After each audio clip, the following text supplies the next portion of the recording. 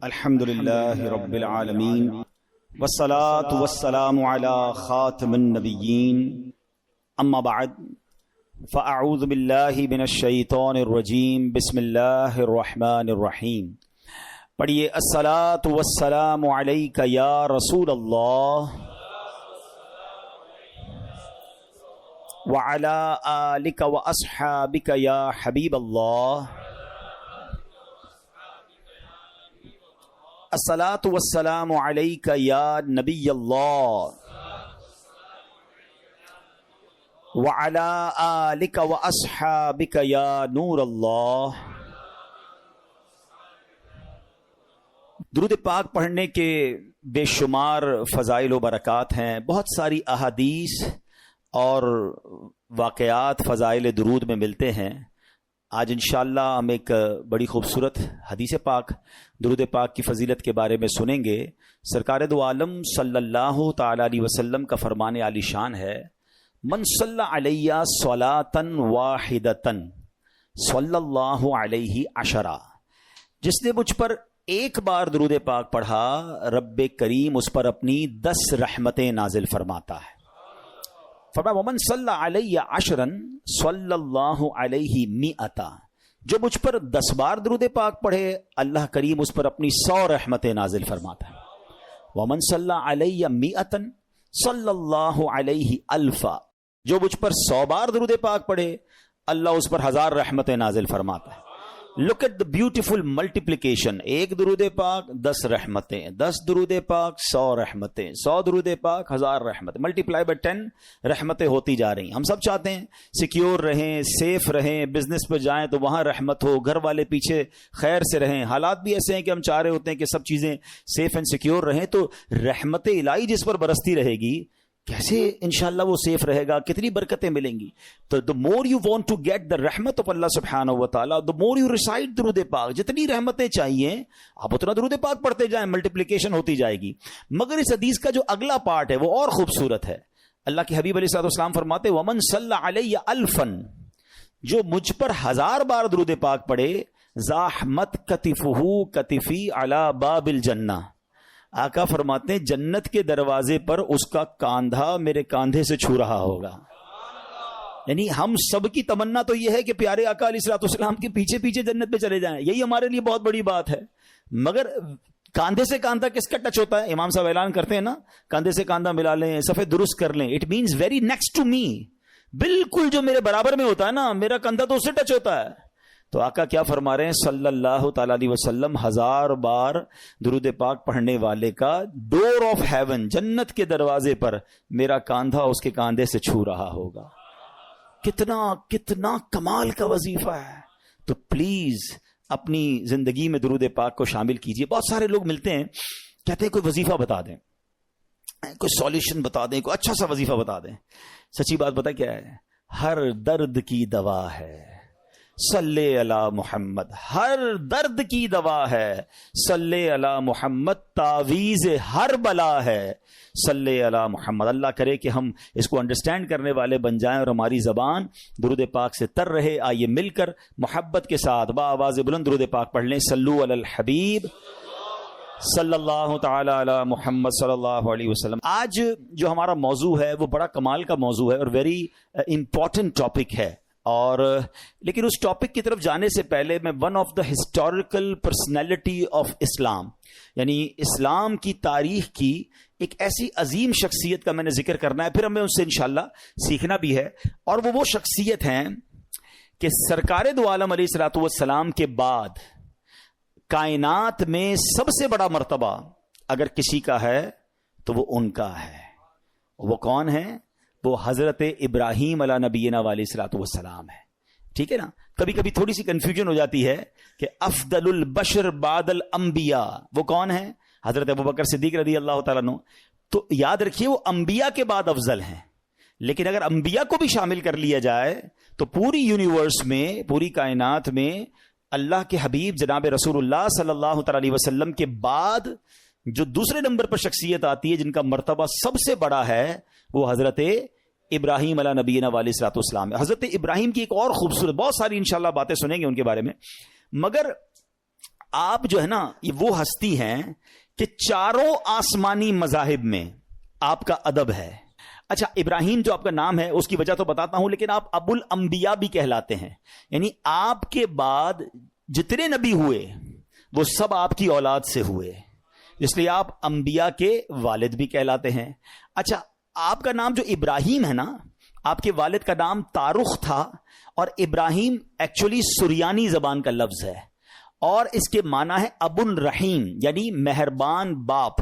چونکہ آپ بچوں پر بہت مہربان تھے, مہمان نوازی آپ کی بڑی مشہور تھی, اس لیے آپ کو ابراہیم کہا جاتا ہے.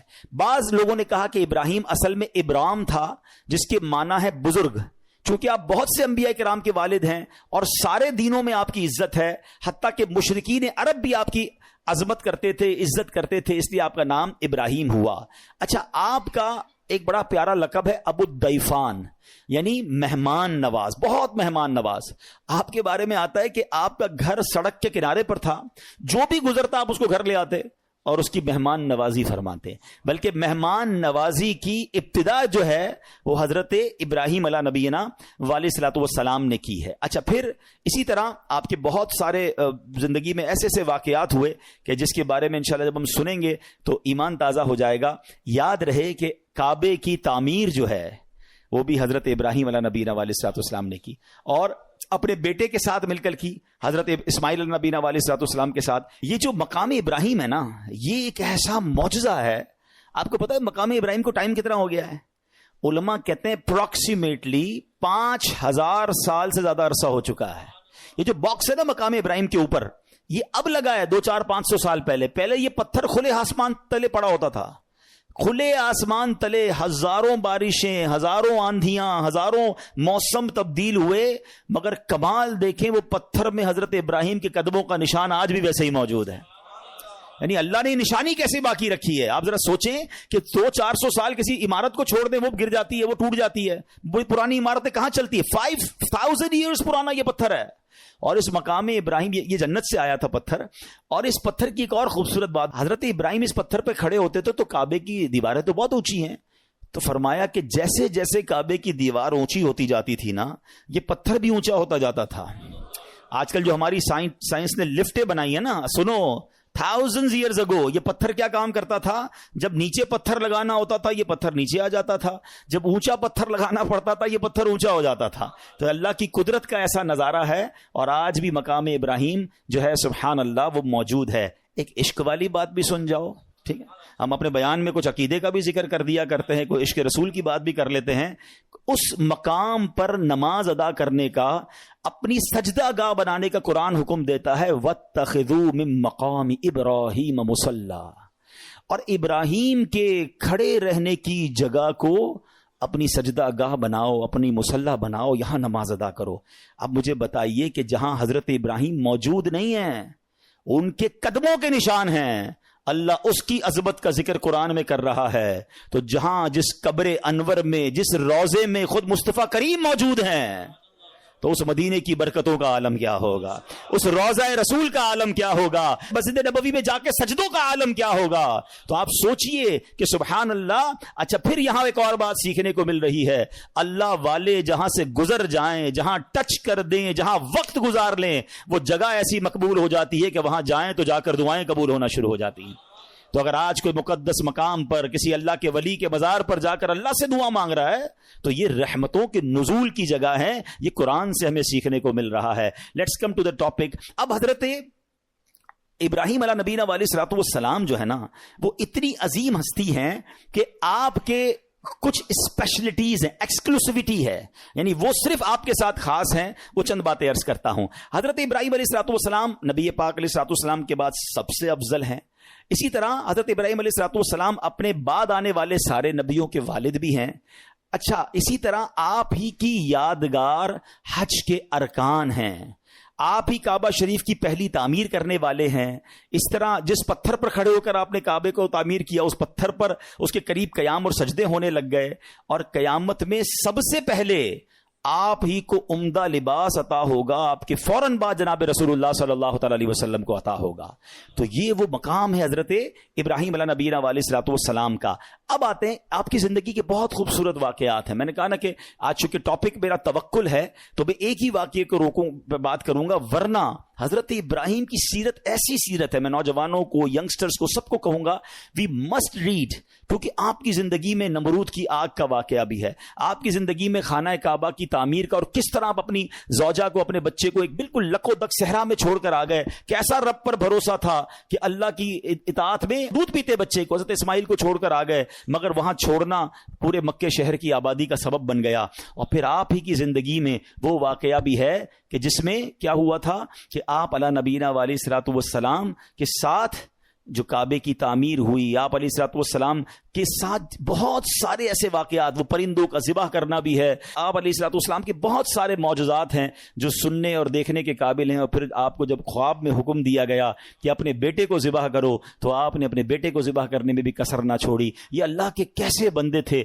ہر قربانی کے لیے ہر وقت تیار ہو جاتے تھے. آپ کو پتہ ہے حضرت ابراہیم کو اولاد کب ملی تھی؟ حضرت ابراہیم اللہ سے دعا کرتے تھے, اسمع یا ایل, اسمع یا ایل. اسمع لفظ عربی کا, اسمع کے معنی ہوتا ہے اللہ سن لے, ایل ہے عبرانی زبان کا لفظ. The meaning of L is پروردگار, اللہ, اے اللہ میری سن لے, مجھے بیٹا دے دے, مجھے اولاد دے دے. 99 ایئرز کی ایج میں جا کر حضرت ابراہیم کو حضرت اسماعیل عطا ہوئے ہیں. آپ ذرا سوچیں, دو باتیں سیکھنی ہے اس میں. مایوس نہیں ہوئے, پکارتے رہے ہیں. ہم تو 2-4 مہینے کوئی دعا کرے کام نہ ہو, بندہ کہتا دعا کا فائدہ ہی کوئی نہیں ہے. اچھا میری اور آپ کی حیثیت کیا ہے؟ وہ خلیل اللہ ہیں, اللہ کے دوست ہیں. 99 ایئرز کی دعا, کمال ہے نا. اس سے سیکھنے کو مل رہا ہے کہ دعا سے مایوس نہیں ہونا. اور دوسری بات یہ سیکھنی ہے کہ اللہ والوں کو آزمایا بھی جاتا ہے. ہاں, آزمائشیں آتی ہیں, ان کو ٹیسٹ کیا جاتا ہے. ہماری دعا قبول نہ ہو, اللہ سے ہی بدزن ہو جاتے ہیں. توبہ توبہ, ایسا کبھی نہیں کرنا. اور دوسری بات, آج ہم میں سے کسی کو 5, 10, 15 سال کے گیپ کے بعد بچہ ہو جائے, یا اولاد ہی نہیں ہو رہی, اور 10 سال بعد پہلی اولاد ہو, اس کو تو پیر زمین پہ نہیں لگنے دیتے. کتنا پیار دیتے ہیں اس کو, کیئر کرتے ہیں. بھائی بڑی مرادوں سے ملا ہے, 99 سال کی عمر میں بیٹا ملا ہے, اور حکم ہو رہا ہے اس بیٹے کو ہی ذبح کر دو. آپ امتحان کا لیول تو سوچو یار, امیجن نہیں کر سکتے. ہم میں سے آج تک کس کو یہ کہا گیا, اور آپ نے کوئی ہیلا بہانہ تلاش نہیں کی, آپ تو چلے گئے. اور بیٹا بھی کہتا ہے ابا جان کیجئے جو رب کا حکم ہے. آپ نے چھری بھی پھرا دی, اپنا کام پورا کیا انہوں نے. وہ تو اللہ کی شان تھی کہ چھری نے حضرت اسماعیل کو کوئی نقصان نہ پہنچایا, اللہ نے جنتی مینڈھا بھیج دیا, اور وہ ذبیح اللہ کہلائے حضرت اسماعیل نبی علیہ الصلوۃ والسلام. سیکھیں ان بزرگوں کی سیرت سے, کیا صبر تھا, کیا بھروسہ تھا, قربانی کے لیے ہر وقت تیار رہتے تھے. ہمیں چھوٹی سی قربانی دینی ہو تو ہم پیچھے بانٹ جاتے ہیں, کوئی نہ کوئی بہانہ تلاش کرتے ہیں. آئیے آج میں حضرت ابراہیم کا وہ واقعہ سنانا چاہتا ہوں جو ہمارے جو مین ٹاپک ہے اس کو کور بھی کرے گا, اور ہمیں بہت کچھ سیکھنے کو ملے گا. آپ کی ایج تھی ایک روایت کے مطابق 18 یا 20 سال. اب جس ایریا میں رہتے تھے وہاں ہوتی تھی بت پرستی, لوگ بتوں کی پوجا کرتے تھے. آپ ان بتوں سے بڑے بیزار تھے, اب اللہ وحدہ لا شریک کی عبادت کرتے تھے.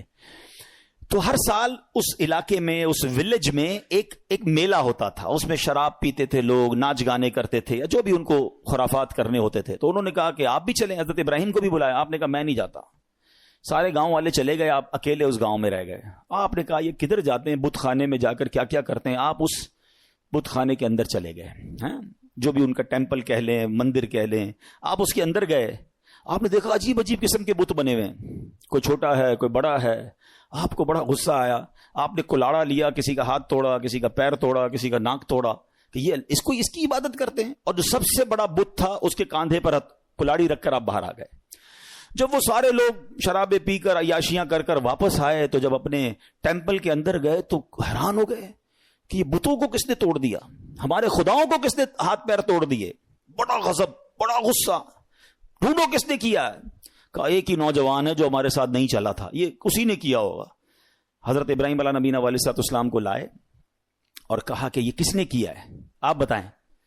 آپ نے بڑا لاجیکلی جواب دیا کہ انہی سے پوچھ لو نا, جو سب سے بڑا بت ہے اس سے پوچھ لو, دیکھو کاندھے پہ کلاڑا بھی اسی کے لگا ہوا ہے. تو وہ کہتے ہیں یہ تو جواب نہیں دیتے. اب ذرا دیکھیں لاجیکلی ڈیمونسٹریشن کیسا کیا, پریکٹیکلی. کہتے ہیں نا کہ کچھ چیزیں پریکٹیکلی سمجھائی جاتی ہیں. آپ نے کہا اسی سے پوچھ لو نا جو سب سے بڑا ہے اور اس کی کاندھے پہ کلاڑا بھی رکھا ہے, یہ بتا دے گا کس نے توڑا ہے. تو وہ کہتے ہیں کہ یہ تو جواب نہیں دیتے. اللہ اکبر. اب اس پوائنٹ کو لے کر حضرت ابراہیم علیہ نبینا علیہ السلام نے کیا خوبصورت, جس کو کہتے ہیں جواب دیا, جو آپ نے جواب دیا وہ قرآن میں موجود ہے. آپ فرماتے قال افتعبدون من دون اللہ ما لا ينفعکم شیئا ولا یضرکم. کہا کہ تم اللہ کے سوا ایسے کو پوچھتے ہو جو نہ تمہیں نفع دے سکتا ہے نہ نقصان دے سکتا ہے.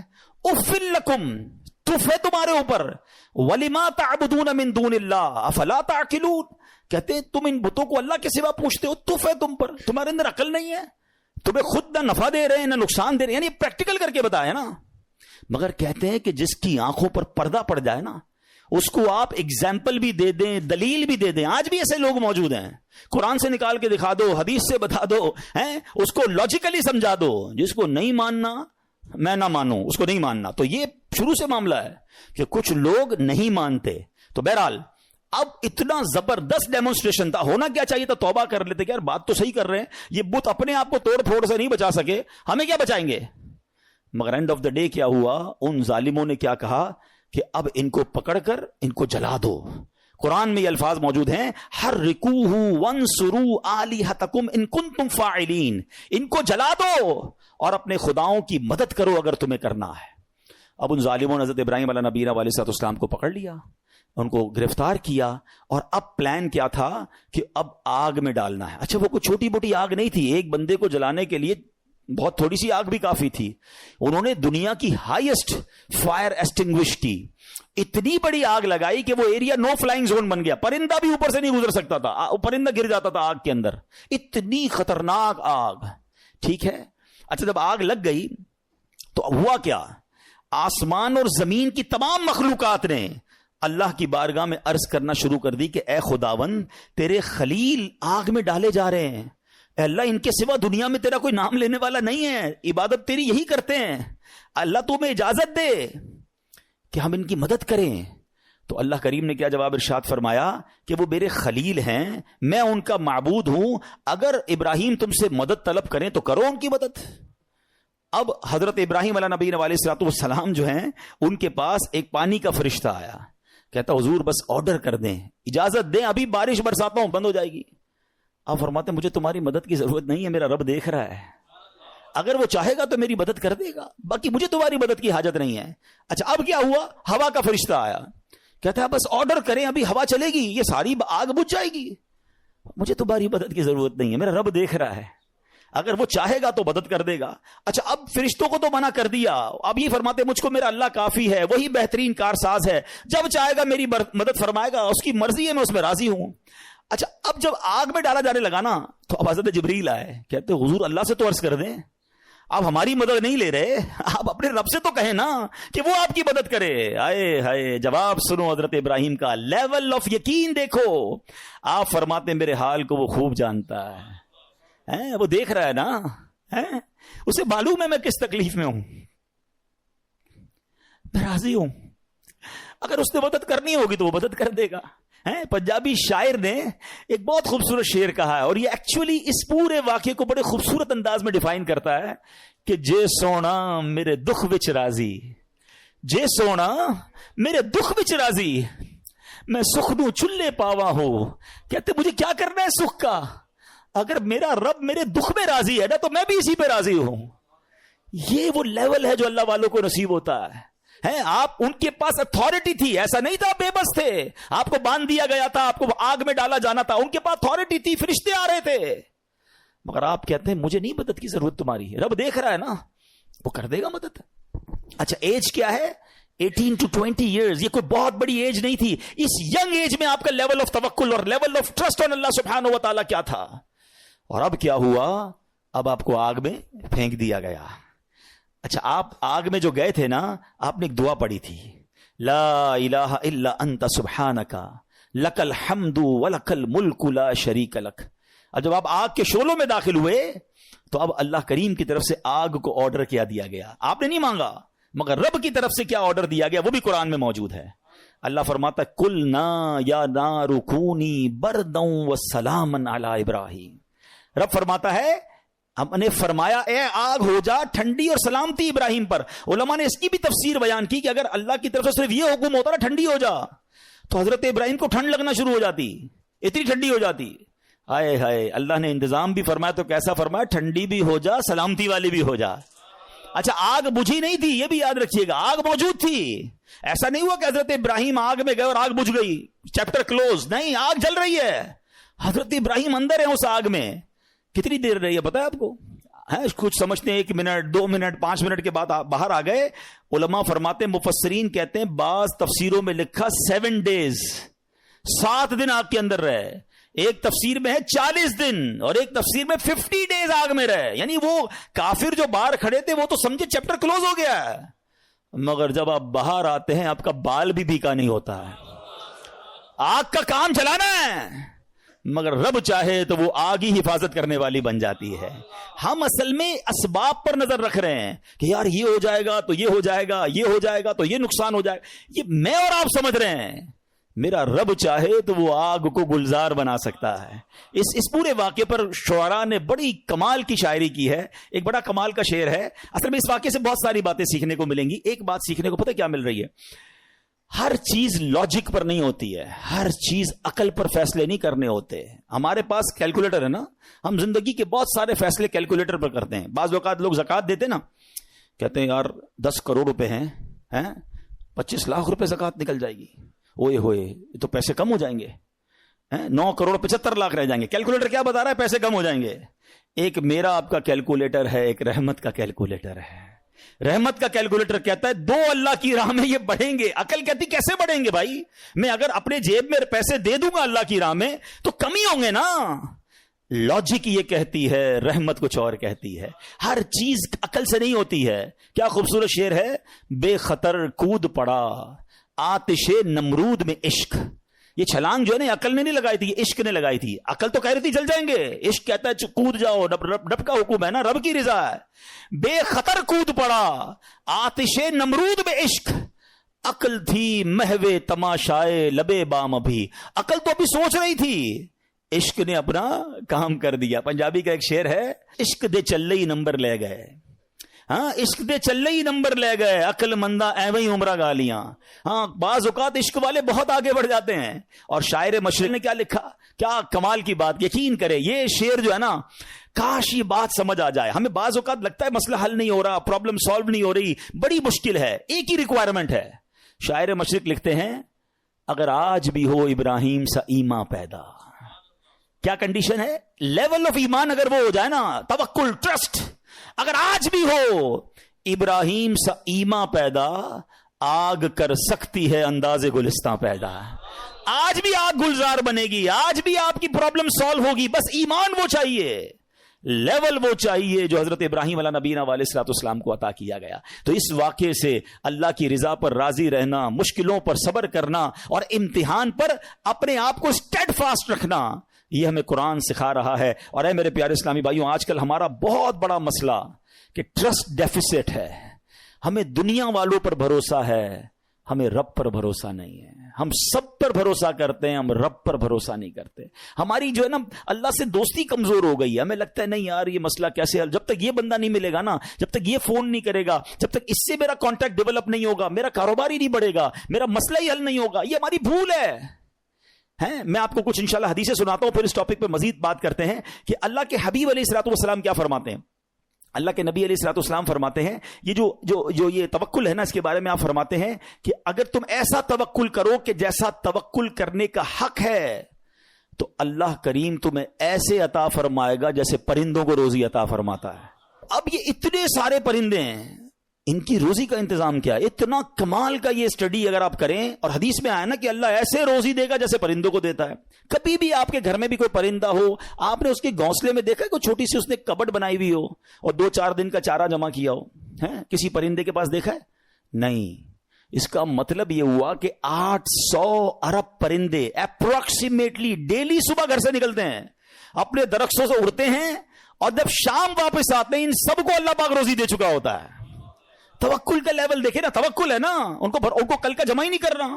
ہمارے کبڈز بھرے ہیں, ہمارے اکاؤنٹس بھرے ہوئے, ہماری جیبوں میں پیسے, ہمارے اناج کے ڈبے کھولے کچن میں تو کچھ نہ کچھ نکل آئے گا, مگر فکر ہی ختم نہیں ہوتی. کال کرو تھینو, پرسوں کیا ہوگا, 1 سال بعد کیا ہوگا, بچہ بڑا ہو جائے گا تو کیا ہوگا, یہ بوڑھا ہو جاؤں گا کیا ہوگا, میں مر جاؤں گا تو کیا ہوگا. ارے اللہ کے بندے, سارے کام ہمارے سوچنے کے ہیں ہی نہیں. جس رب نے پیدا کیا ہے مجھے, وہ مجھے دے رہا ہے. جس نے بچوں کو پیدا کیا اس کو بھی دے گا. بچی پیدا نہیں ہوتی, ہماری ٹینشن شروع ہو جاتی اس کی شادی کا کیا ہوگا. ارے بھائی ابھی تو پیدا ہوئی ہے, تو ابھی سے ٹینشن لینے شروع کر دی ہم نے. نہیں, اللہ پر بھروسہ, یقین, وہ کریم ہے, وہ مالک ہے, ساری دنیا کو عطا کر رہا ہے, مجھے بھی دے گا. ہے بڑا خوبصورت جملہ علماء کہتے ہیں, وہ چونٹی کو کن دیتا ہے اور ہاتھی کو من بھی وہی دیتا ہے.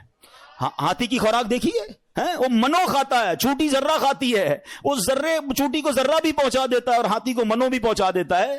تو وہ مجھے بھی دے گا, بس لیول چاہیے. ایک اور بڑی خوبصورت حدیث پاک ہے, اللہ کے نبی علیہ الصلوۃ والسلام فرماتے ہیں, جس کو یہ پسند ہو کہ وہ لوگوں میں سب سے زیادہ قوی ہو جائے. ہم میں سے بہت سارے لوگ بڑے کمزور ہوتے ہیں, ڈر جاتے ہیں, خوف زدہ رہتے ہیں, یہ ان کے لیے حدیث کا پارٹ بڑا زبردست ہے. آپ فرماتے ہیں جو یہ چاہتا ہے کہ سب سے زیادہ قوی ہو جائے تو اسے چاہیے کہ اللہ عز و جل پر توکل کرے, اور جس کو یہ پسند ہو کہ وہ زمانے میں باعزت ہو جائے اسے چاہیے تقوی اختیار کرے, اور جس کو یہ بات پسند ہو کہ سب لوگوں سے زیادہ دولت مند ہو جائے تو اپنے پاس موجود شے سے زیادہ اس پر اعتماد کرے جو اللہ تعالیٰ کے دستے قدرت میں ہے. ہم اپنے مال پر بڑا بھروسہ کر رہے ہوتے ہیں, یار بھائی دیکھو پیسے جمع کر لو, مصیبت میں کام آئیں گے. ہاں کوئی بیمار ہو گیا نا تو اچھا ڈاکٹر کر سکو گے, مکے مدینے جانا ہے نا تو حج کے لیے پیسے چاہیے گے. یہ بھول ہے ہماری. مجھے بتائیے, آپ کے پاس کروڑوں روپے ہیں, آپ دنیا کا بیسٹ ڈاکٹر ہائر کر لیں, بیسٹ ہاسپٹل میں چلے جائیں, اللہ نے شفا نہیں دینی تو نہیں دینی.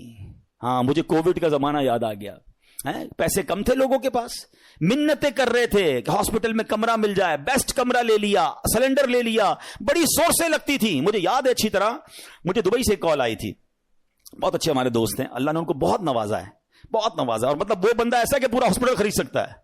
اس نے مجھے فون کیا کہ عبدالحبیب بھائی میرے چچا جو ہیں کووڈ ہو گیا ان کو. اس وقت بڑا خوف تھا کراچی میں, پورا کراچی لاک ڈاؤن میں تھا. کہہ رہے یار کچھ کر دیں, جتنے پیسے خرچ ہوتے ہیں بتائیں, ان کو کوئی کمرہ, ان کو کوئی ہاسپٹل میں جگہ نہیں مل رہی ہے, سلنڈر نہیں مل رہا, کچھ کریں. یعنی وہ کروڑ 2 کروڑ 5 کروڑ بھی خرچ کر دیتے, کچھ نہیں ہوا, اور 2 سے 3 دن بعد ان کا وصال ہو گیا. کدھر گئے پیسے, کدھر گئی سورس ہے؟ یاد رکھیے گا. اور آپ نے بھی دیکھا ہے, میں نے بھی دیکھا ہے, بندے کے پاس کچھ نہیں ہے, ڈاکٹر کہتے نہیں بچے گا. میں کل ایک مریض سے مل کے آیا ہوں, کبھی کہیں گے تو آپ کو انشاءاللہ یہاں لا کے ان سے بات کرواؤں گا. مجھے کہتے ہیں میری رپورٹ میں نے ڈاکٹر کو دکھائی کہ 3 مہینے ہیں تمہارے پاس, 3 مہینے. کل رات میری ملاقات ہوئی, کہہ رہے اس بات کو 4 سال ہو گئے ہیں. میں انہوں نے اپنے روحانی علاج کچھ کیا, وظائف پڑھے, مجھے بتایا سارا, انہوں نے پورا سسٹم بتایا. میرا رب چاہے نا, انہوں نے کہا اس کے بعد میں نے کوئی بایوپسی نہیں کرے, لیور کینسر. کہہ رہے تمہیں ٹرانسپلانٹ کرا لو ورنہ 3 مہینے. کہتے نہ میں نے بایوپسی کرائی, نہ میں نے کیمو کرائی, مجھے کچھ وظائف ملے, میں نے وہ وظائف کیے. اللہ نے مجھے, آپ کے سامنے بیٹھا, میری محفل میں میرا بیان سن رہے تھے, جسے اللہ رکھے اسے کون چکے. تو یہ توکل ہے نا. یہ جو اسباب پر پاگل ہوئے ہیں نا ہم لوگ. اچھا لوگ کہتے ہیں پیسے ہوں گے نا خوش رہیں گے, یہ بھی بے وقوفی ہے. میں اس مسجد میں آیا ہوں, یہ بہت سارے امیر بیٹھے ہیں, کروڑ پتی بھی نظر آ رہے ہیں, شاید ارب پتی بھی ہوں گے. یہ بھی بھول ہے. یہ ہمارے کچھ اسلامی بھائی کو انفیریورٹی کمپلیکس ہوتا ہے, یار پیسے ہوں گے نا تو ذرا خوشی ملے گی. یہ بے وقوفی ہے آپ کی. پیسوں سے خوشی نہیں ملتی. اگر پیسوں سے خوشی ملتی ہوتی نا, دنیا میں کوئی امیر غمزدہ نہ ہوتا. میں آپ کو ایک بڑی عجیب بات کہنے جا رہا ہوں, بڑی تجربے کی بات کہنے جا رہا ہوں. دنیا میں جو ہے نا ہر کوئی سخی نہیں ہوتا. زندگی کی گاڑی مسائل کے پہیوں پر ہی چلتی ہے. امیر کے دکھ اور ہیں, غریب کے دکھ اور ہیں. ہاں مشہور آدمی کے دکھ, آپ کو کوئی مشہور لگتا ہے نا, اوئے ہوئے کیا فیم ہے بھائی, جدھر جاتا ہے لوگ جمع ہو, اس سے پوچھو وہ لائف کیسے گزار رہا ہے, اس کی ٹینشن اور ہیں. جس کو کوئی نہیں جانتا اس کی ٹینشن اور ہے. کاروبار کرنا چاہیے جناب, کاروبار میں بڑو مزو ہے. کاروباری کے دکھ اور ہیں, نوکری والے کے دکھ اور ہیں. تو یہ دنیا مسائل کے ساتھ ہی چلے گی. آپ کو اللہ کی رضا پر راضی رہنا ہے. آپ دوسروں کی مسکراہٹ دیکھ کر سمجھتے یہ سب سے زیادہ خوش ہے, کبھی بیٹھو اس سے اس کے دکھ پوچھو, پریشان ہو جاؤ گے. ہمارا تو کام ہی یہی ہے نا. آپ یقین کریں, کبھی کبھی کسی کے گھر جاتے ہیں نا, بڑا بنگلہ, وہ بڑا 15 کروڑ کی گاڑیاں کھڑی ہیں, باہر گارڈ کھڑے ہیں. بندہ بولے بھائی کمال عیش کی زندگی ہے, ڈرائنگ روم میں لے جا کے بولتے حاجی صاحب آپ سے ایک کام ہے, اور کان میں آ کے جب اپنا مسئلہ بتاتا ہے نا, بندہ بولے یار اس سے زیادہ تو میں سکھی ہوں یار, اتنی بڑی ٹینشن میں بیچارہ. تو یہ نہ سمجھیں، یہ تو قرآن کا اعلان ہے، ہمیں ٹیسٹ دیا جائے گا، ہمیں آزمایا جائے گا، be ready for that test. کیا کہتا ہے قرآن؟ وَلَنَبْلُوَنَّكُمْ بِشَيْءٍ مِّنَ الْخَوْفِ وَالْجُوعِ وَنَقْصٍ مِّنَ الْأَمْوَالِ. کمال دیکھیں، رب نے یہ فرمایا ہم تمہیں عنقریب آزمائیں گے. اچھا یہ نہیں کہا کہ آزمائیں گے کسی بھی چیز سے، لسٹ بھی دے دی ہے، کوسچن پیپر ڈکلیئر ہے. وَلَنَبْلُوَنَّكُمْ بِشَيْءٍ مِّنَ الْخَوْفِ، تمہیں خوف آئے گا، کبھی دشمن کا خوف آتا ہے، کبھی بدنامی کا خوف آتا ہے، کبھی لگتا ہے یار یہ چیز خراب ہو جائے گی. وَالْجُوعِ، تمہیں بھوک لگے گی، تمہارے پیسے کم ہو جائیں گے، غربت آ جائے گی. پھر کیا فرمایا؟ نقص من الاموال، تمہارے مال کم ہو جائیں گے، شپمنٹ خراب ہو جائے گی، کوئی مال لوگے وہ مال بیکار ہو جائے گا، آپ کا آرڈر خراب ہو جائے گا. ہوتا ہے کاروبار میں. پھر کیا فرمایا؟ انفسی والثمرات، تمہاری باڈی میں پرابلم آئے گی، چلتے چلتے بیماری آ جاتی ہے، بندہ کہتا ہے یار کچھ سب چیزیں سیٹ تھی، یہ کیا ہو گیا، یہ کیا نکلا ہے ٹیسٹ کے اندر، یہ تو ہونا تھا. پھر کیا فرمایا؟ والثمرات، تمہارے پھل خراب ہو سکتے ہیں. کیا خوبصورت قرآن نے پہلے سے بتا دیا ہے. مگر اس ٹیسٹ میں جو پاس ہوگا، کیا فرمایا؟ وبشر الصابرین، خوشخبری صبر والوں کے لیے. Be ready for that test. اور اس ٹیسٹ سے جب آپ گزر جاؤ گے نا، پھر کیا فرمایا؟ الذین اذا اصابتهم مصیبہ قالوا انا للہ وانا الیہ راجعون. جب ان پر کوئی مصیبت آتی ہے تو کہتے ہیں ہم اللہ ہی کا مال ہے، اللہ ہی کی طرف لوٹ جانا ہے. تو اللہ کرے کہ ہمارا یہ مائنڈ سیٹ بن جائے کہ جب ہمارے اوپر کوئی، ہمیں جیسے پتہ چلے یار لاس ہو رہا ہے، دشمن سامنے آ گیا ہے، کوئی باڈی میں پرابلم آ رہی ہے، کوئی ٹینشن آ رہی ہے، تو الارم بج جائے، میرا ٹیسٹ شروع ہو گیا ہے، میں نے وبشر الصابرین کا مجدہ لینا ہے، ان اللہ مع الصابرین کا انعام لینا ہے، میرا یہ ٹیسٹ ٹائم آ گیا ہے، اب مجھے ثابت قدم رہنا ہے، اب مجھے شکوہ نہیں کرنا ہے، اللہ کی رضا پر راضی رہنا ہے. یقین جانو جس دن آپ نے یہ ٹیسٹ پراپر پاس کر لیا، اس کے بعد ایسی خوشخبری ملنی ہے کہ آپ کی عقل حیران ہو جانی ہے. بس ہمیں اللہ پر بھروسہ رکھنا ہے، اللہ پر یقین رکھنا ہے، اور وہ رب کیسے عطا فرماتا ہے. سبحان اللہ. ایک اور ایمان افروز واقعہ سنیں، پھر میں آپ کو ایک کمال کی آیت سناؤں گا. ہوا کیا، ایک بزرگ تھے حضرت حاتم اسم، بہت بڑا نام ہے، ٹھیک ہے. ان کا توکل بہت کمال کا تھا. ایک رات اپنے رفقا سے، اپنے دوستوں سے بات کر رہے تھے تو حج کا ذکر نکل آیا، تو ان کے دل میں بھی حرمین طیبین جانے کی تڑپ بڑھ گئی. تو گھر تشریف لائے اور اہل خانہ سے کہتے ہیں اگر مجھے اجازت دو تو میں حرمین طیبین چلا جاؤں. تو بیوی بچوں نے کہا کہ ہمارے پاس تو پیسے ہی نہیں ہیں، فاقے چل رہے ہیں، اور آپ مکہ مدینے جانے کی بات کر رہے ہیں، اور آپ چلے گئے تو ہمارا پیچھے کیا حال ہوگا. بھروسہ اللہ پر نہیں ہے، اسباب پر، چیزوں پر. تو وہ ایک چھوٹی بچی تھی، وہ کیا کہتی ہے اگر تم لوگ اجازت دے دو تمہارا کیا جائے گا، یہ جہاں جانا چاہتے جانے دو، یہ رزق دینے والے تھوڑی ہیں. کہتے یہ رازق تھوڑی ہیں، رزق ملنے کا وسیلہ ہیں. جب گھر کے دیگر افراد نے بچی کا توکل دیکھا تو کہتے بچی ٹھیک تو کہہ رہی ہے، اللہ کے گھر ہی جا رہے ہیں، آپ چلے جائیں.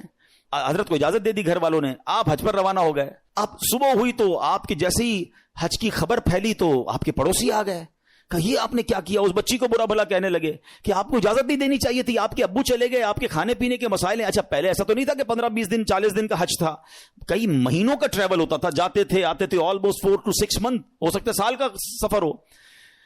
تو اب بچی کو یہ کہنے لگے کہ تمہیں اجازت نہیں دینی چاہیے تھی. آئے ہائے، جب اس بچی نے یہ سنا نا تو آسمان کی طرف سر اٹھایا اور کہنے لگی کہ اے میرے مالک، اب مجھے ان لوگوں کے سامنے رسوا نہ کرنا، تیرے بھروسے میں نے کہا تھا، اب تو نے رسوا نہیں کرنا. اچھا ہوا یہ کہ اس شہر کا جو حاکم تھا، جو سمجھ لیں بادشاہ تھا یا گورنر کہہ لیں، وہ شہر کے گشت پر نکلا اور ٹریول کرتے کرتے اسے پیاس لگی. تو اسی حضرت حاتم اسم کے گھر کے دروازے پر آ کر دروازہ بجایا جاتا ہے، کیا گورنر صاحب آئے ہیں، ذرا پانی پلا دیں، پیاس لگی ہے. ان کی زوجہ کہتی یا اللہ، ہم وہ لوگ ہیں جن کے اپنے کھانے پینے کے پرابلمز ہیں اور ہمارے دروازے پر شہر کا حاکم آ کر پانی مانگ رہا ہے. اے اللہ تیری قدرت. پانی پلایا تو کسی پڑوسی نے آ کر کہا کہ یہ بڑے غریب لوگ ہیں اور ان کے والد صاحب حج پہ چلے گئے ہیں، حضرت حاتم اسم ہیں، اور ان کے گھر میں تو فاقے چل رہے ہیں. تو بادشاہ نے کہا کہ انہوں نے ہم پر مہربانی کی، ہمیں پانی پلایا، ان کو ایسے خالی ہاتھ تو نہیں چھوڑنا چاہیے. اس نے اپنے جو پیٹی باندھتے تھے اس زمانے میں، اپنی پیٹی اتاری اور ان کے گھر میں ڈال دی، اور اپنے سارے سپاہیوں سے کہا سب اپنی اپنی پیٹی ڈال دو. سب نے پیٹی کھولی اور ڈال دی. بعد میں وہ پیٹی کے بدلے پیسے آئے اور وہ مالدار ہو گئے، اتنے پیسے ہو گئے سبحان اللہ. اب کیا ہوا، جب یہ سب کچھ آ گیا تو اب وہ بچی زاروں کے تار رونے لگی. لوگ کہنے لگے اب تو مسئلہ حل ہو گیا، اللہ نے تمہارا بھروسہ تھا، اللہ نے اتنی مہربانی کی، اتنے پیسے گھر میں آ گئے. تو وہ بچی کے جملے سنیے گا. وہ کہتی ہے کہ میں تو اس لیے رو رہی ہوں کہ ہم نے کل رات بھوک کے عالم میں گزاری، جب مخلوق نے ہمارے حال پر نظر عنایت کی تو فقر و غربت سے ہمیں غنی کر دیا، فقر و فاقہ ختم، وی آر ناؤ رچ۔ وہ کہتی ہے جب اللہ کریم ہمارے حال پر نظر فرمائے گا تو لمحہ بھر کے لیے بھی ہمیں کسی کا محتاج نہ رہنے دے گا۔ پھر بچی نے بارگاہ خداوندی میں دعا مانگی، اے اللہ ہمارے والد پر نظر رحمت فرما اور ان کے لیے آسانی فرما دے، وہ تیری راہ میں روانہ ہوئے ہیں۔ کیا کمال کی بچی ہے۔ اور جب اس بچی نے یہ دعا کی تو پھر ہوا کیا، سبحان اللہ، کہ دوسری طرف سیدنا حاتم اسم جب حج کے قافلے کے لیے روانہ ہوئے تو راستے میں امیر قافلہ شدید بیمار ہو گیا۔ لوگوں نے اس کے لیے ڈاکٹر کو تلاش کیا تو ڈاکٹر نہیں ملا۔ امیر قافلہ نے پوچھا کوئی ہمارے ساتھ نیک بندہ ہے، اللہ کا کوئی نیک بندہ؟ لوگوں نے کہا ہاں ہمارے ساتھ تو حضرت حاتم اسم ہے۔ امیر کے پاس آپ گئے، امیر کے لیے دعا کی، اسی وقت اللہ پاک نے وہ تکلیف امیر کی دور کر دی۔ تو امیر نے حکم دیا کہ ان کے لیے کھانے پینے اور سواری کا انتظام کر دیا جائے۔ آپ رحمت اللہ تعالی علیہ اپنے بچوں کے لیے پریشان تھے جن کو پیچھے چھوڑ کر آئے ہیں، اسی حالت میں آپ کی آنکھ لگ گئی، خواب میں کسی نے کہا حاتم جو ہمارے ساتھ اپنا معاملہ درست کر لیتا ہے ہم بھی اس کے ساتھ اپنا معاملہ درست کر لیتے ہیں۔ آپ کو اہل و عیال کے ساتھ جو پیچھے مدد ہوئی نا وہ بھی خواب میں بتا دیا گیا۔ حج کے بعد جب واپس تشریف لائے تو بچی گلے لگ کر رونے لگی۔ اس موقع پر وہاں موجود بچوں نے بڑوں سے کہا اللہ پاک اس کی طرف نظر نہیں فرماتا جو عمر کے اعتبار سے بڑا ہو، بلکہ اس کی نظر رحمت تو اس کی طرف متوجہ ہوتی ہے جو اللہ کریم کی زیادہ پہچان رکھتا ہے، زیادہ معرفت رکھتا ہے۔ تو اے میرے پیارے اسلامی بھائیوں، یاد رکھیے اللہ پر بھروسہ ہو تو بگڑے کام سنور جاتے ہیں۔ یہ آج کل لوگ جو حرام کام کی طرف جا رہے ہیں نا، کوئی سود کا کام کر رہا ہے، کوئی رشوت کا کام کر رہا ہے، کوئی جناب کہتا ہے نہیں یار جھوٹ بولے بغیر کاروبار کیسے ہوگا، یہ ایکچولی پرابلم یہ توکل کی کمی ہے۔ آج حرام روزی کا جو بازار گرم ہے نا، اچھا پتا سب کو ہے کہ میں جھوٹ بول رہا ہوں، پتا ہے میں ملاوٹ کر رہا ہوں، پتا ہے میں دھوکہ دے کر پیسے کما رہا ہوں، لیکن جب اس سے پوچھو کیوں کر رہے ہو تو یار کیا کریں، گھر کا خرچہ کیسے چلے گا، مارکیٹ میں سارے ہی جھوٹ بولتے ہیں، میں نہیں بولوں گا تو میرا مال کیسے بکے گا۔ مجھے بتائیے پھر توکل کدھر گیا، پھر بھروسہ کدھر گیا؟ یعنی آپ یہ سمجھتے کہ غلط کر کر ہی پیسے ملیں گے، یہ بھول ہے ہماری۔ یاد رکھیے حرام روزی کے قریب بھی نہ جائیں، یہ وہ غلطی ہے جو ہمارے یہاں بہت بڑی تعداد میں لوگ کر رہے ہیں۔ آپ یقین کریں، آپ اللہ پر بھروسہ رکھیں اور ایک نیت کر لیں آج کچھ بھی ہو جائے میں حرام روزی کے قریب بھی نہیں جاؤں گا۔ پھر دیکھیں آپ کے مسئلے کیسے حل ہوتے ہیں۔ سب سے بڑا پرابلم پتہ ہے کیا ہے؟ ہمارے مسئلے حل نہیں ہو رہے، ہمیں سکون نہیں ملتا ہے، ہماری ٹینشنیں دور نہیں ہوتی ہیں۔ پلیز چیک کیجئے روزی حلال ہے کہ نہیں ہے۔ ایک بار حضرت موسیٰ علیہ نبینا علیہ الصلوۃ والسلام نے ایک شخص کو دیکھا کہ وہ زارو کتار رو رہا ہے، ہاتھ اٹھا اٹھا کر دعائیں کر رہا ہے، یا اللہ یا اللہ یا اللہ۔ حضرت موسیٰ تو اللہ سے بات کرتے تھے، آپ نے اللہ سے عرض کی مولا یہ اتنی دعائیں کر رہا ہے، اس کی دعا سن لے، اس کی پکار سن لے، اس کا مسئلہ حل کر دے۔ اللہ نے فرمایا اے موسیٰ یہ اتنا روئے کہ روتے روتے مر جائے، یہ اتنے ہاتھ بلند کرے کہ اس کے ہاتھ آسمان تک پہنچ جائیں، تب بھی اس کی دعا قبول نہیں ہونی ہے۔ حضرت موسیٰ نے کہا یا اللہ وجہ کیا ہے؟ فرمایا یہ حرام کھاتا ہے، حرام پہنتا ہے اور اس کے گھر میں حرام مال ہے، خدا را اس سے نکل آئیے۔ ہمت کیجئے، ایک بار آپ بھروسہ کیجئے اللہ پر۔ مجھے اندازہ ہے اس طرح کے بیان ہوتے ہیں نا تو ڈبل مائنڈڈ ہو جاتا ہے بندہ، یار بات ٹھیک ہو رہی ہے مگر پورا امپائر کھڑا ہوا ہے، پوری فیکٹری چل رہی ہے، پورا بزنس ہی سود پہ چل رہا ہے، جھوٹ پہ چل رہا ہے، بہت ساری غلطیاں ہیں، کیسے نکلوں؟ اللہ سے مدد مانگنی ہے، وہ کریم ہے، وہ ضرور مدد فرمائے گا۔ ایک اور بات سنیے، یہ بعض اوقات فیملی پریشر کی وجہ سے بھی لوگ حرام کی طرف جاتے ہیں، ڈیمانڈ ہی ختم نہیں ہوتی نا۔ ایک اور حدیث پاک سنیے، اللہ کرے میری بہنیں سن رہی ہوں، میری مائیں، میری بچیاں سن رہی ہوں، وہ بھی اس حدیث کو سنیں۔ پیارے آقا علیہ الصلوۃ والسلام نے ارشاد فرمایا لوگوں پر ایک ایسا زمانہ آئے گا کہ مومن کو اپنا دین بچانے کے لیے ایک پہاڑ سے دوسرے پہاڑ اور ایک غار سے دوسرے غار کی طرف بھاگنا پڑے گا۔ اس وقت روزی اللہ عز و جل کی ناراضگی کے ذریعے ہی حاصل کی جائے گی، یعنی طریقہ بڑا مشکل ہو جائے گا حلال کمانے کا۔ پھر جب ایسا زمانہ آئے گا تو آدمی اپنے بیوی بچوں کے ہاتھوں ہلاک ہوگا۔ اچھا بیوی بچے نہیں ہوں گے تو والدین کے ہاتھوں ہلاک ہوگا، اگر والدین نہ ہوئے تو رشتہ داروں اور پڑوسیوں کے ہاتھوں ہلاک ہوگا۔ صحابہ کرام نے عرض کی حضور وہ کیسے، یعنی بندہ اپنے بیوی بچوں، پڑوسیوں، ماں باپ کے ہاتھوں کیسے ہلاک ہوگا؟ اب سنیے، اللہ کے حبیب علیہ الصلوۃ والسلام فرماتے وہ اسے اس کی تنگ دستی پر عار دلائیں گے، اس کی غربت پر اسے شرم دلائیں گے، اور تو اپنے آپ کو ہلاکت میں ڈالنے والے کاموں میں مصروف کر دے گا اور انہی کے ہاتھوں ہلاک ہوگا. یہی کہتے ہیں نا گھر والے, تم نے کمایا ہی کیا, ابھی تک موٹر سائیکل پر ہو ہیں, ابھی تک جناب تم نے گھر کا فرنیچر چینج نہیں کیا, شادی ہو رہی ہے تم نے سونے کا زیور نہیں بنایا. گھر والوں کا پریشر, دوستوں کا پریشر, پڑوسیوں کے تانے. ایک وقت آئے گا کہ بندہ حرام کاموں کی طرف جائے گا اور پھر اللہ کو ناراض کرے گا اور انہی کے ہاتھوں ہلاک ہو جائے گا. یہاں میں آپ سب کو ایک بات عرض کرنا چاہتا ہوں, پلیز ایک بات یاد کر لو, پیسہ زیادہ ہونا کمال نہیں ہے, اچھا مال ہونا کمال ہے. ہمیں ہوتا پتہ کیا ہے کہ آپ بعض اوقات کسی امیر کو دیکھتے ہیں, آپ کو لگتا ہے یار اتنی گاڑیاں, اتنے بنگلے, جناب مزے میں تو یہ ہے, برکت اس میں ہے. نہیں, ایک جملہ آج یاد کر لیں, سب یاد کر لیں, برکت کوانٹٹی میں نہیں ہے, برکت کوالٹی میں ہے. کسی کے پاس اربوں روپے ہیں, حرام کے ہیں, سکون نہیں ہے, سو نہیں پا رہا, بچے بیمار, نافرمان, گناہگار, وہ پیسے کس کام کے ہیں. اور کسی کے پاس تھوڑے ہیں مگر حلال کے ہیں, سکون کی نیند آتی ہے, بڑی بیماری سے اللہ نے بچایا, بچے اور فیملی نیکوکار ہیں. بتاؤ کون زیادہ سکون میں, کون برکت والا ہے. پلیز حلال کی طرف توجہ رکھیں. ہمارا سب کا ایک ہی مسئلہ ہے کہ اگر ہماری دعائیں قبول ہونا شروع ہو جائیں ہمارے سارے مسئلے حل ہو جائیں گے. تو دعائیں کیسے قبول ہوں گی؟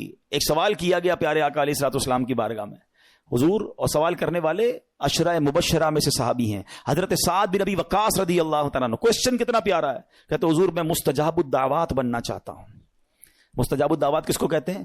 جو دعا مانگے وہ دعا قبول ہو جائے. کون کون بننا چاہتا ہے ہم میں سے؟ آئے ہائے, بس آپ اس کی خوبصورتی سمجھیں. اگر میں اور آپ مستجاب الدعوات بن گئے, سارے پرابلم سالو نا, whatever problem and calamity come towards me, میں دعا کروں گا ختم ہو جائے گی. ایسا ہی ہے نا. اب نبی پاک علیہ الصلوۃ والسلام نے اس بیوٹیفل کوسچن کا آنسر کوئی بہت بڑا نہیں دیا. اللہ کے نبی علیہ الصلوۃ والسلام نے ون لائنر آنسر دیا. آقا نے فرمایا, اے سعد, اپنی غذا پاکیزہ کر لو تو مستجاب الدعوات بن جاؤ گے. ہائے ہائے, واٹ اے بیوٹیفل وے. بس ہمارا نوالا پاکیزہ ہو, ہمارا رزق پاکیزہ ہو. چھوڑ دو ملٹیپلیکیشن کو, یار وہ آگے بڑھ گیا, میرا تو پھر 2000 گز کا بنگلہ کیسے بنے گا, تو V8 کدھر سے لوں گا, تو جناب اتنا ٹریول کیسے ہوگا. یہ سب چھوڑ دیں آپ ہمت رکھیں. اور میں آپ کو ایک اور جملہ آج بتا دیتا ہوں, جس شخص نے حرام کو چھوڑا ہے نا, وہ نیچے نہیں گیا ہے. دوبارہ شروع میں نے کیا کہا تھا, ایک میرا اور آپ کا کیلکولیٹر ہے, ایک رحمت کا کیلکولیٹر ہے.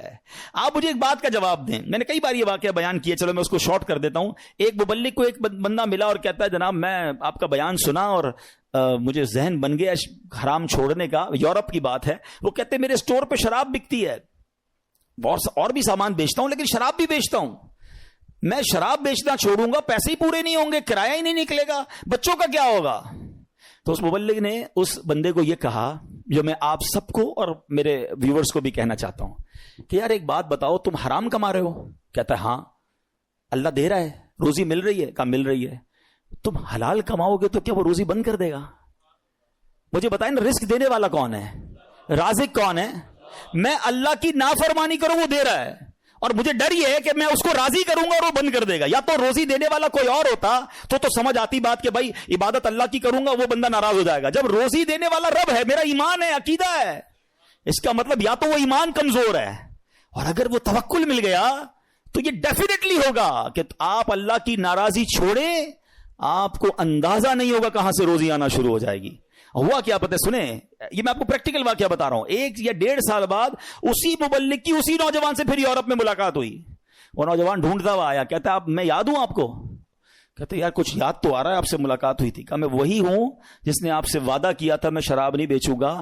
آپ نے کہا تھا کہ اللہ تمہاری روزی میں برکت دے گا, ایسا ہی ہوا ہے, میں نے شراب بیچنا چھوڑ دی, پتہ نہیں کدھر سے روزی آ رہی ہے, اللہ نے برکت ڈال دی ہے. یہ ایک ٹیسٹ ہوتا ہے, یہ ایک پلان آپ کو پہلے لگے گا نہیں ہوگا, اور بعض اوقات کچھ دنوں تک آزمایا بھی جائے گا. آپ بولیں یار مولانا صاحب نے کہا تھا کہ بھائی حرام چھوڑ دو, پیسے زیادہ ہو جائیں گے, میں تو روز کی رشوت 10,000 روپے لیتا تھا, میں نے چھوڑ دی, آج تو 11,000 روپے نہیں آئے. ایسا نہیں ہوگا, کچھ دن آزمایا جائے گا. ہو سکتا ہے اللہ تھوڑی میں ہی تمہیں سکون عطا کر دے, تمہیں برکت ڈال دے, یا پھر تمہیں اپنے غیب کے خزانوں سے عطا فرمائے.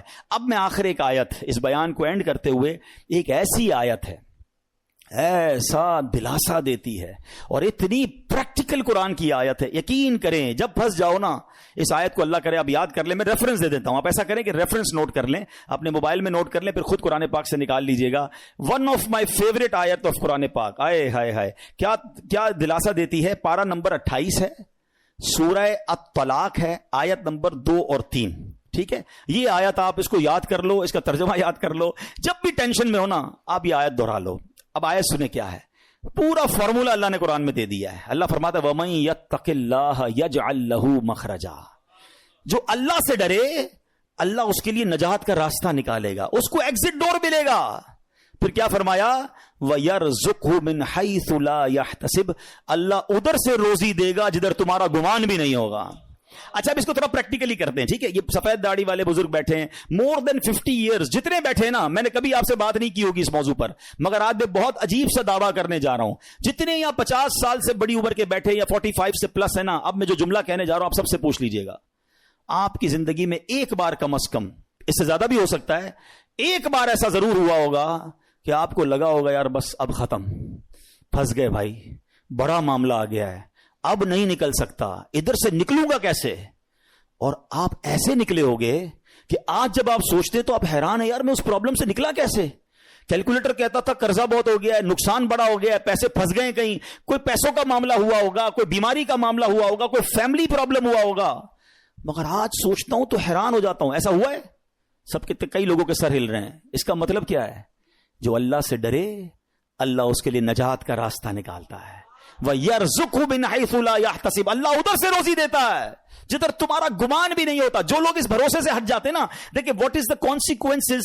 اگر ہم توکل کو چھوڑتے تو اس کا پتہ ہے پرابلم کیا ہوتا ہے. میں نے میرے بیان کا ٹاپک آج ہم نے اسی لیے رکھا توکل ضروری کیوں ہے. آج ڈپریشن بڑھ رہا ہے، آج سوسائڈز بڑھ رہے ہیں، آج لوگ جناب اللہ سے مایوسی کی باتیں کر رہے ہیں. کیوں؟ توکل ختم ہو گیا. توکل ایکچولی اینٹی ڈپریشن ہے. اگر آپ بھروسہ اللہ پر کر لینا، دنیا کی کوئی بھی چیز سامنے آ جائے. ہمیں کسی نے آگ میں نہیں ڈالا، حضرت ابراہیم کو تو آگ میں ڈالا نا. ایسے بہت سارے بدر کا واقعہ ہم نے سنا. 313 لوگوں کو کیا تھا جذبہ؟ توکل تھا کہ اللہ کے نبی ساتھ ہیں، ہم راضی ہیں، اور اللہ نے فرشتے بھیج دیے. تو ایکچولی یہ ڈپریشن سے نکلنا ہے، سوسائڈ کے خیال دماغ میں نہ آئے تو ہمیں اسٹرانگلی اللہ پر بلیو کرنا ہوگا. یہ آیت بتا رہی ہے وَيَرْزُقْهُ مِنْ حَيْثُ لَا يَحْتَسِبْ. اللہ ادھر سے روزی دے گا ادھر تمہارا گمان بھی نہیں ہوگا. پھر اللہ آگے کیا فرماتا ہے، وَمَن يَتَوَكَّلْ عَلَى اللَّهِ فَهُوَ حَسْبُهُ. جو اللہ پر بھروسہ کرے اللہ اس کے لیے کافی ہے. Actually this is the message of Quran. اللہ پر بھروسہ نہیں ہے تو آپ پریشان ہی رہیں گے، اور اللہ پر بھروسہ کر لیں پھر دیکھیں آپ کیسے نکلتے ہیں. ہم دنیا والوں کو اپنی پرابلمز بتاتے ہیں. میں آج آخر میں آپ کو ایک بات بتانا چاہتا ہوں، نہ بتایا کرو دنیا والوں کو اپنے مسائل. ہاں مت بات کیا کرو. کوئی کچھ کرتا بھی نہیں ہے اور کر سکتا بھی نہیں ہے. میری بیماری کون دور کر سکتا ہے، میرا پرابلم، کیونکہ سارے مسائل حل ہونے اللہ کی بارگاہ سے ہیں. دنیا والوں سے ہم بات کرتے ہیں نا، لوگ انجوائے کرتے ہیں، لوگ ہماری بات پر مزے لے رہے ہوتے ہیں. ہمارے سامنے نہیں کہتے، ہمارے بعد لوگوں کو بتاتے ہیں آیا تھا میرے پاس، اس کا فلاں مسئلہ ہے، اس کا فلاں پرابلم ہے. ہاں بڑی بڑی باتیں کرتا ہے یہ والے پرابلم میں. یعنی ہماری پرابلم سے دنیا والے انجوائے کر رہے ہوتے ہیں. کیوں بتاتے ہو دنیا والوں کو بھائی؟ کسی کا احسان کیوں اٹھائیں، کسی کو حالات کیوں بتائیں. تم ہی سے مانگیں گے تم ہی دو گے، تمہارے در سے ہی لو لگی ہے. وہ شاعر کہتے ہیں نا، دنیا والے تو درد دیتے ہیں، دنیا والے تو درد دیتے ہیں، درد دل کی دوا مدینہ ہے، درد دل کی دوا. اور کیوں ہو مایوس اے مریضوں تم، کیوں ہو مایوس اے مریضوں تم، آؤ دارو شفا مدینہ ہے. تو ہمیں اللہ اور اس کے رسول کی طرف نظر رکھنی ہے. ہم نے دنیا والوں کو نہیں بتانا ہے. تو ہمیں اللہ پر جب بھروسہ ہوگا نا، میں آپ کو مشورہ دیتا ہوں، آپ اللہ سے باتیں کیا کرو. مجھے ایک بات بتائیں، کبھی رات میں ایسا ہوا ہوگا آپ کے ساتھ کہ آپ بڑے دکھی ہوں گے, ٹینشن میں نیند نہیں آئی ہوگی بچپن میں خاص طور پہ یا جوانی میں, اور آنکھوں میں آنسو ہوں گے اور آپ اپنی والدہ کے پاس گئے ہوں گے نیند سے بیدار ہو کر, یا نیند نہیں آ رہی, اور ماں کو کہا ہوگا ماں میں بہت پریشان ہوں, پھنس گیا ہوں ماں, بیمار ہوں یا قرضے میں ہوں, واٹ ایور آپ کا پرابلم تھا. سچ بتاؤ ماں نے کیا کیا تھا؟ کروٹ بدل کر سو گئی تھی کہ بیٹا تو جان تیرا کام جانے, یا ماں بھی بے قرار ہو گئی تھی؟ ماں بھی اٹھ کر بیٹھ گئی, ماں نے سینے لگایا, اللہ سے دعائیں کرنا شروع کر دی. مجھے ایک بات بتاؤ, میں بستر سے اٹھ کر آنکھوں میں آنسو لیے جب ماں کے پاس گیا, اس ماں نے سینے لگایا. کبھی بستر سے اٹھ کر آنکھوں میں آنسو لے کر اللہ کے پاس جاؤ تو صحیح. میرا رب تو وہ ہے جس نے میری ماں کے دل میں ممتا بھی اسی نے ڈالی ہے. وہ کئی ماؤں سے زیادہ چاہنے والا ہے. ہمارا پرابلم یہ بات ہی نہیں کرتے اللہ سے, ہم سب سے بات کرتے ہیں. آپ اس کو ٹرائی کر کے دیکھ لیں اور اللہ سے اپنی مادری زبان میں جس طرح بات کرنی ہے بات کریں نا. دنیا میں کسی بڑے آدمی, گورنر, وزیر اعظم, صدر سے بات کرنی اول تو ٹائم نہیں ملتا, نمبر نہیں ملتا, مل جائے تو سیکرٹری بولتا ہے صاحب بہت بیزی ہیں, 15 دن بعد موقع ملے گا. اچھا پھر ملاقات 5 منٹ کی ہوگی. کتنی کنڈیشن ہے یار. میں تو کہہ رہا ہوں خدا سے بات کرنی ہے, احکم الحاکمین سے بات کرنی ہے. کیسے ہوگی؟ پوچھو مولا علی سے. کہتے ہیں جب میرا جی چاہتا ہے میرا رب مجھ سے بات کرے, میں قرآن پڑھنے لگ جاتا ہوں, اور جب جی چاہتا ہے میں اللہ سے بات کروں میں دعا کرنے لگ جاتا ہوں. کیا ٹو وے کانورزیشن ہے یار. نو بڈی بٹوین می اینڈ اللہ سبحانہ و تعالیٰ, نو سیکرٹری, نو ٹائم لمٹ. جتنی بات کرنی ہے کرو نا. ہاتھ اٹھاؤ اکیلے میں, کبھی کبھی تہجد میں بیٹھا کرو. یہ مسجد میں بھی آ کر نا کونا پکڑ لیا کرے, کبھی کبھی فوراً چلے جاتے ہیں لوگ, اور اللہ سے باتیں کریں. اے اللہ پریشان ہوں, اے اللہ بیمار ہوں, پھنس گیا ہوں مولا, کاروبار ٹھپ ہو گیا ہے, روزی کے مسائل ہیں, بیماری کے, جو آپ کے دل میں اللہ سے بات کرو. آپ یقین کرو وہ دینے والا ہے. وہ خود فرماتا ہے ادعونی استجب لکم, مانگو میں تمہیں عطا کروں گا. جس دن اللہ پر آپ کا بھروسہ بڑھ گیا نا, آپ کو دعا کا لطف آ جائے گا. آپ اللہ سے, پتہ ہے ایک اور بڑی پیاری قرآن پاک کی آیت کا جز ہے, وہ کیا ہے؟ وَأُفَوِّضُ أَمْرِي إِلَى اللَّهِ, میں اپنے سارے کام اپنے رب کے سپرد کرتا ہوں. ہم کہتے ہیں یار میں آج گیا تھا بھائی فلاں جگہ, فائل جمع کرا کے آیا ہوں, مسئلہ حل ہو جائے گا, بہت بڑی شخصیت کو دے کر آیا ہوں فائل. جب آپ یہ پڑھو گے نا تو دل سے آواز آئے گی فائل جمع کرا دی اللہ کی بارگاہ میں. وَأُفَوِّضُ أَمْرِي إِلَى اللَّهِ إِنَّ اللَّهَ بَصِيرٌ بِالْعِبَادِ, اللہ اپنے بندوں کو دیکھ رہا ہے. تو یہ دعا میں شامل کرے اس وظیفے کو, اپنے معاملات اللہ کے سپرد کرنا سیکھو. اب ایک وسوسہ, یار مولانا صاحب کہہ تو رہے ہیں دعا تو کرتا ہوں, مسئلہ حل ہی نہیں ہوتا. مکے جا کر بھی دعا کی, مدینے جا کر بھی دعا کی, فلاں مزار شریف پہ بھی کی, فلاں بزرگ سے بھی کروائی, 10 سال سے دعا کر رہا ہوں, مسئلہ تو حل ہی نہیں ہو رہا. آپ کہتے ہیں اللہ سے مانگو اللہ دے گا. اب شیطان ہے نا, کوئی نہ کوئی تو دماغ میں بات ڈالے گا. پہلے تو اللہ سے جب محبت کر لو گے نا, تو حضرت ابراہیم نے کیا کہا تھا, میرا رب دیکھ رہا ہے نا, جے سونا میرے دکھ وچ راضی, میں سکھ نو چلے پاوا ہوں. اللہ نے اگر میرے نصیب میں آزمائش لکھی ہے میں اس پر بھی راضی ہوں, کیونکہ بہت کچھ دیا ہے نا. حضرت رابعہ بصریہ رضی اللہ تعالیٰ عنہا کا ایک قول یاد آ گیا. ایک بندہ سر پہ پٹی باندھ کے جا رہا تھا. آپ نے دیکھا سر پہ پٹی بندھی, کیوں باندھی ہے پٹی؟ کہ سر میں درد ہے اس لیے پٹی باندھی ہے. آپ نے فرمایا کبھی صحت کی پٹی باندھی تھی؟ یہ جملہ بہت گہرا ہے, سمجھو اس کو. یعنی یہ آپ اللہ کی ولیاں ہیں نا, یہ اللہ والے نے ان کے نزدیک یہ بھی شکایت ہے کہ سارے شہر کو بتا رہے ہو کہ اللہ نے آج درد دیا ہے, ایک دن درد دیا تو تم پٹی باندھ کے گھوم رہے ہو, 29 دن صحت دی تو لوگوں کو بتایا. اللہ نے کتنا دیا ہے وہ کبھی اس کو آپ نے کاؤنٹ کیا؟ کبھی تھوڑی دیر کے لیے دھوپ میں کھڑا کر دیا تو آپ واویلا کرنا ہم شروع کر دیتے ہیں. ساری زندگی چھاؤں میں رکھا, کبھی کبھی پرابلم آتی ہے, کبھی کبھی بیماری آتی ہے, باقی زندگی تو عیش کی ہے. تو اللہ سے محبت کرنا سیکھو. تو میں یہ کہہ رہا تھا وسوسہ کیا ہے کہ یار مانگی جا رہا ہوں کام تو ہوتا نہیں ہے. اب میں اس وسوسے کی کاٹ آپ کو ایک ایگزامپل کے ذریعے سمجھاتا ہوں. آپ کا چھوٹا بیٹا ہو, بچہ ہو یا بھائی ہو, اس کا گلا خراب ہو جائے, بخار ہو جائے, کھانسی ہو جائے, اور وہ کہے ابو میں نے شربت پینا ہے ٹھنڈا اور آج آئس کریم بھی کھانی ہے. ہاں بھائی بتائیں کھلائیں گے؟ جواب دیں.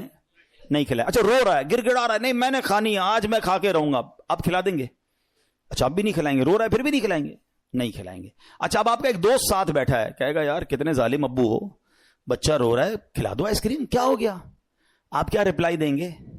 میں والد ہوں, مجھے پتا ہے کب میرے بچے کو کیا دینا ہے. یہی کہتے ہیں نا, میں والد ہوں مجھے معلوم ہے میرے بچے کو کب کیا دینا ہے. اب ذرا دل سے میرا جملہ سننا, تم والد ہو تمہیں پتا ہے بچے کو کب کیا دینا ہے, میرے مالک کو نہیں پتا مجھے کب کیا دینا ہے.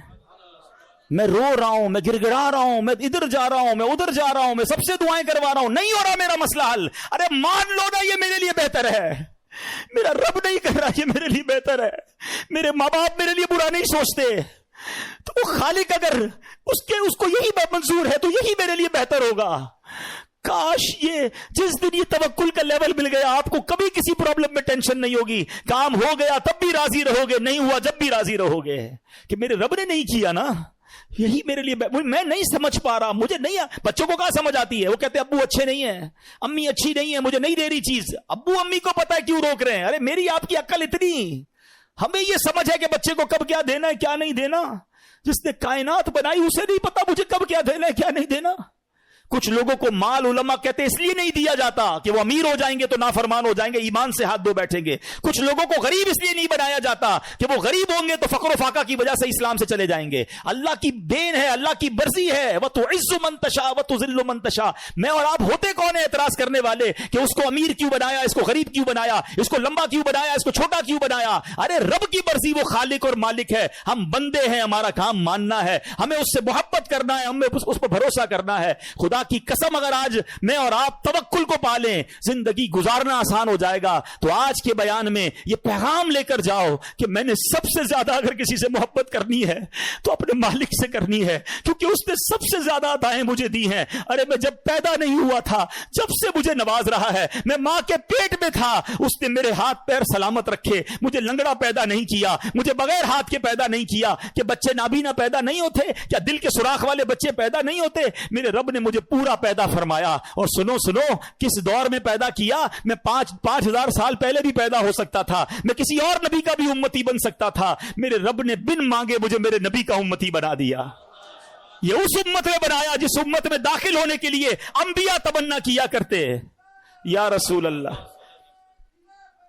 آپ ذرا سوچیں کہ کس قدر ہم پر مہربانی ہے. یہ ہم نے مانگی تھی, میں نے اور آپ نے کیا پیدا ہونے سے پہلے دعا کی تھی, یا اللہ صحیح سلامت بنانا, اندھا مت بنانا, بہرا مت بنانا, گونگا مت بنانا, اے اللہ مجھے جو ہے وہ نبی پاک کا امتی بنانا. Nobody ask, ہمیں تو پتہ ہی نہیں تھا.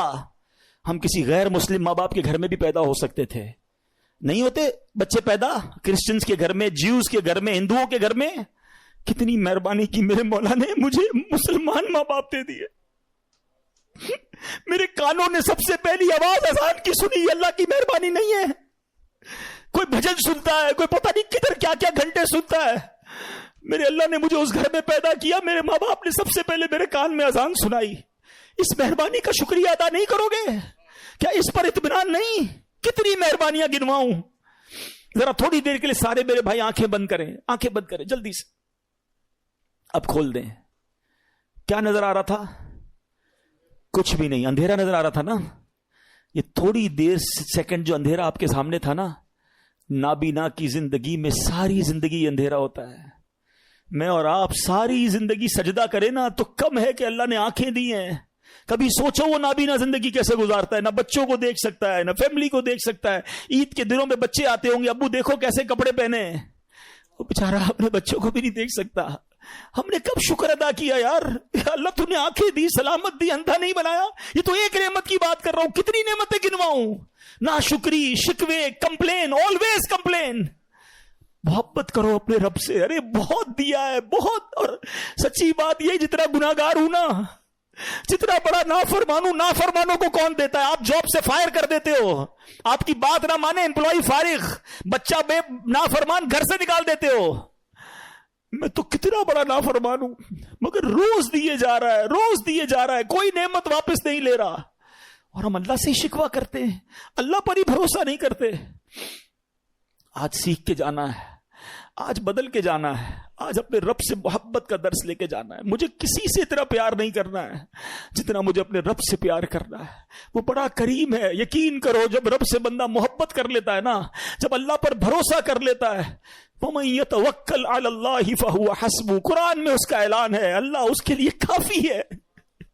جو اللہ پہ بھروسہ کر لے اللہ اس کے لیے کافی ہے. اللہ ہمیں اپنا بھروسہ عطا کر دے, ہم اسی سے مانگتے ہیں. اللہ ہمیں اپنی محبت عطا کر دے, ہمیں اپنا یقین عطا کر دے, تیرے فیصلوں پر اطمینان عطا کر دے. اللہ ہم کمزور ہیں, ہل جاتے ہیں, ہمارا بھروسہ ہل جاتا ہے, ہمارا توکل شیک ہو جاتا ہے. اللہ وہ غلطیاں بھی معاف کر دے. ہو سکتا ہے ہماری زبان سے ایسا کچھ ادا ہو گیا ہوگا, ہم نے تیرے فیصلوں پر بھی اعتراض کر دیا ہوگا. کریم ہے مالک, ہمارے وہ جملے معاف کر دے اور اب ہمیں اپنا بھروسہ عطا کر دے, ہمیں اپنا یقین عطا کر دے, تیرے فیصلوں پر اطمینان عطا کر دے اور ہمیں فقط رزق حلال عطا فرما. اے میرے پیارے اسلامی بھائیوں, یہ سیکھ کر جانا ہے اور قرآن کا یہ پیغام ہے. اللہ کرے کہ ہم عمل کرنے والے بن جائیں. الحمدللہ دعوت اسلامی کے پیارے ماحول میں یہ باتیں سکھائی جاتی ہیں, اللہ رسول کی محبت سکھائی جاتی ہے. دعوت اسلامی کے ماحول سے وابستہ رہیں, اجتماعات میں شرکت کریں, مدنی چینل دیکھیں. اللہ پاک ہمیں عمل کرنے کی توفیق عطا فرمائے. آج کے اس اجتماع کو اپنی بارگاہ میں قبول فرمائے. صلو علی الحبیب صلی اللہ تعالی علی محمد.